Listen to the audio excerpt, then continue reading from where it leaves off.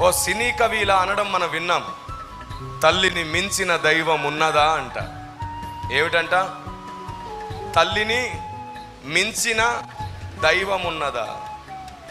నిజంగానే తల్లిని గౌరవించడానికి ఆ పదం బాగుంది, ఆ స్లోగన్ చాలా బాగుంది. తల్లిని మించిన దైవమే లేదు అని చెప్పుకోవడంలో నిజంగానే గర్వించదగ్గ విషయమే. కానీ ఎంత ఘనపరచడానికి మాట్లాడినా నిజం ఎప్పుడు నిజంగానే ఉంటుంది, సత్యంగానే ఉంటుంది.